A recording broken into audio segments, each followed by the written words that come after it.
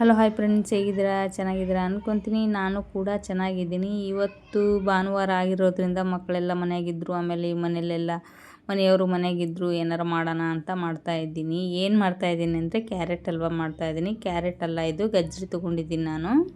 ಗಜ್ರಿನೇ ತೊಗೋಬೋದು, ಕ್ಯಾರೆಟು ತೊಗೋಬೋದು. ನಿಮ್ಗೆ ಯಾವ್ದು ಇಷ್ಟವಾಗುತ್ತೆ ಅದನ್ನೇ ತೊಗೊಂಡು ಮಾಡ್ಬೋದು. ನಾನಿಲ್ಲಿ ಇವತ್ತು ಗಜ್ರಿ ತೊಗೊಂಡು ಮಾಡ್ತಾಯಿದ್ದೀನಿ. ತುಂಬಾ ಚೆನ್ನಾಗಿ ಆಗಿತ್ತು. ನೋಡಿ, ಫಸ್ಟಿಗೆ ಸಿಪ್ಪೆ ತೆಗೆದು ಈ ಥರ ಕಟ್ ಮಾಡಿ ಇಟ್ಕೊತಾ ಇದ್ದೀನಿ.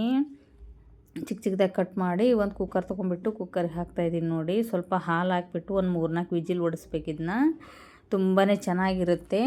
ಅದಾದ ನಂತರ ನೋಡಿರಿ, ಒಂದು 5 ವಿಜಿಲ್ ಹೊಡಿಸಿದ್ದೆ.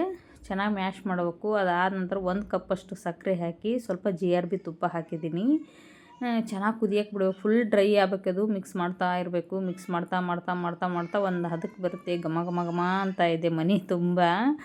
ಸ್ವಲ್ಪ ಡ್ರೈ ಫ್ರೂಟ್ಸ್ ಹಾಕ್ಕೊಳ್ಳೋಣ ಅಂದ್ಬಿಟ್ಟು ಬಾದಾಮಿನೂ ಗೋಡಂಬಿ ತುಪ್ಪದಲ್ಲಿ ಹುರಿದ್ಬಿಟ್ಟು ಹಾಕ್ತಾಯಿದ್ದೀನಿ. ಫೈನಲ್ ಆಗಿ ರೆಡಿ ಆಯಿತು ಕ್ಯಾರೆಟ್ ಹಲ್ವ. ನಮ್ಮ ಮನೇಲಿ ಮಾತ್ರ ತುಂಬಾ ಇಷ್ಟಪಟ್ಟು ತಿಂತಾಯಿದ್ರು. ತುಂಬಾ ಚೆನ್ನಾಗಾಗಿದೆ ಅಂತ ಹೇಳ್ತಾಯಿದ್ರು.